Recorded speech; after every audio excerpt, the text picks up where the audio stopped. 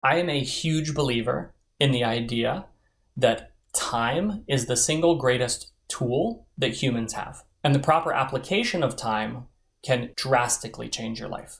Today, I want to talk about one of the critical skills that we as humans have in relation to time: shortening our feedback loop.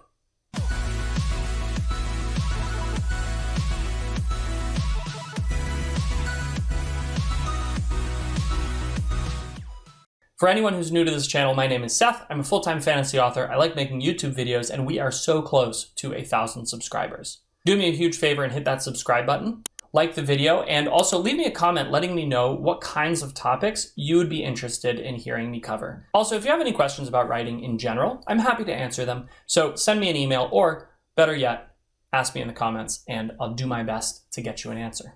Humans and animals see the world very differently. And the primary difference is our ability as humans to think conceptually about the world, to think about ideas, and time is included in that. While animals are just as impacted by time as we humans are, they don't think about it, they just live in it. It's sort of like how fish don't know that they're wet.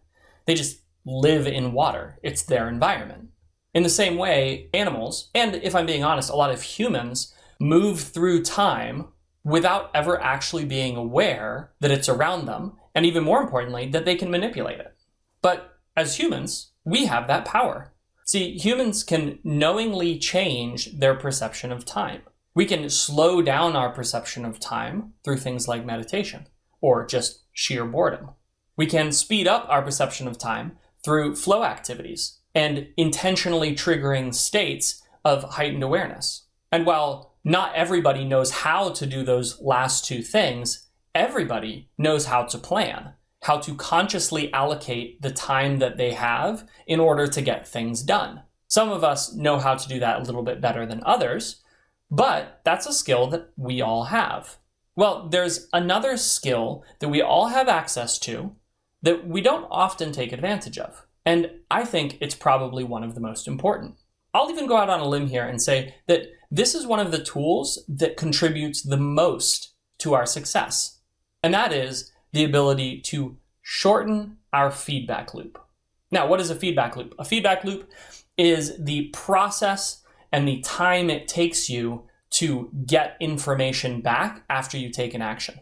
So if you make a decision, your feedback loop is how long it takes you to get information back about that decision. Let me give you an example. Imagine you're on the roof of a building. You could either take the stairs down or you could jump. Now, that's a fairly simple decision to make, and really just depends on how tall the building is. But let's say the building is 3 stories. Your feedback loop on that decision is your experience immediately after you make it. So for instance, let's say you jump off the roof. Well, you will shortly hit the ground, and that is going to be a fairly short and probably deadly feedback loop. On the other hand, as you start walking down the stairs, that feedback loop is going to inform you that you made the correct decision. And you'll get that feedback as soon as you start walking down the stairs. Oh, look, I'm not falling to my death. Correct decision. But sometimes our feedback is not quite as immediate. And for writers, this is the case. Often our feedback loop is actually long and drawn out. First, you write a book. On average, we'll say that takes about a year. Some people can do it faster, some people do it a little bit slower, some people do it a lot slower, some people just write 2 books and then never come out with the 3rd one. Not that I'm bitter or anything. But the point is that it takes a long time to do that. And so over that time, you're spending a lot of time on a decision you've made, and you don't know whether what you're writing is good or not. You might have an idea, but you don't know. And then after you've written the book, you send it to a small group of people. Maybe you have a couple of beta readers. Maybe you have an editor. You get a little bit of feedback from them, and they say, I like this, I didn't like that. And then once it's polished to the point where you think, okay, I think the general public will like this, you submit it for publication, and then that process normally takes like a year or maybe 2. And then the book finally comes out and you're really excited about it. And then you wait to hear whether the public likes it or not. And that takes a while as well. That might take 3 months, 6 months before you have a really good sense of how it's doing. And then finally, you get the result. Well, anybody who's an author knows that it's not sustainable to just wait that whole time. So if you wrote a book and you're like, well, I don't know if people are going to like this. I don't know if I should write the second book in the series. Well, it's too late. You had to have been writing that book as soon as you finished the first one. And that was like years ago. And so your feedback loop on the book that you're writing is incredibly long. So let's talk for a second about why feedback loops are important. Feedback loops are important because they help us to improve. They identify the things we need to do better the next time around. That's why it's called a loop. Because I make a decision, and then the information about what I should do next time, or whether that was the right decision or not, comes back to me. And if it's not the right decision, I can correct it. Now, obviously, if you jump off the roof of a building, you're probably not going to be able to correct that. But if I'm writing a book and I write something that I'm like, it's not quite hitting the way I wanted it to, people aren't really receiving it exactly as I thought they were going to, I want to be able to make that change. But if I've already published it, I can't make that change. And so having a shorter feedback loop is more advantageous because we can make more changes faster. We can get closer to optimal in a shorter period of time. Now, it's also important to understand lagging indicators versus leading indicators. A lagging indicator is something that happens after the fact that tells us whether we made the right decision or not. And a leading indicator is something that comes before the decision or during the decision that tells us whether we're going to get the result we want. So we want to turn all of our lagging indicators, which that example of the sort of traditional model for an author's feedback loop, those are all lagging indicators. We want to turn those into leading indicators. So now I want to talk to you about my feedback loop. And I want you to think about that first feedback loop I talked about for sort of the traditional author. And then I want you to think about my feedback loop. And I want you to think about the differences between them and how one can be leveraged with leading indicators and the other cannot. So what do? I write one chapter. If I'm being honest, I actually typically write like 2 or 3 chapters. And then I give them to my beta readers. And my beta readers say, yeah, that's good, or no, that's not good. And then the next day I write more chapters. And my beta readers read those chapters and they say, yeah, I like this direction. No, I don't like that direction. And I can make adjustments on that third day as I'm writing more chapters. And so I go through this process for the entire book. From the very beginning, I have people telling me, yes, I like these story decisions. No, I don't like these story decisions. Why are you doing this? This is confusing. I need clarity here. This is exciting.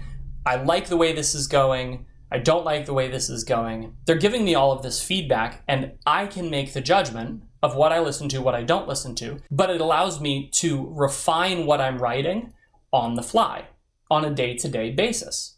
And then, once I've gone through that process and my book is done, I take it out to Patreon, and I post the chapters to Patreon. And then I get a bunch of people who I don't have as close contact with, who are letting me know, yes, I like this, or no, I don't. And the way they do that is simple. When they like a chapter, they'll leave comments. When they don't like a chapter, they won't leave comments. If they hate a chapter, they'll leave a nasty comment.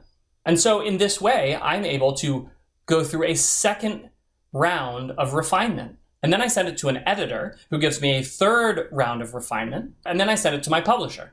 And from there, after it gets published, I already know how it's going to do. Because I've had 3 rounds of different groups of people, my core audience, people who are reading on Patreon, and my editor, who are all giving me feedback in real time as I have been writing this book.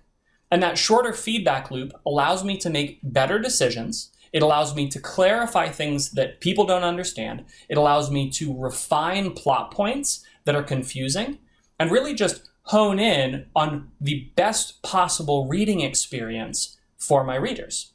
And so because I'm able to go through this process multiple times, I'm able to iterate multiple times, as opposed to having a feedback loop that's like 2 years long. My feedback loop is literally day to day. And that just allows me to make better decisions in a shorter time frame. This idea of shortening a feedback loop can really be applied to anything. But when it comes to writing, it's honestly a bit of a cheat. The more feedback that you can get and incorporate into your books, the better they're going to be. Now understand, I'm not saying that you should get rid of your own creative voice and you should replace it with what other people say. That's not what I'm saying at all. Instead, I'm saying you should refine your creative voice with understanding what appeals to other people. Because at the end of the day, if you don't sell books, you can't be an author. And so if your goal is to write full-time, I would really encourage you to think about your feedback loop and try to figure out how you can shorten it.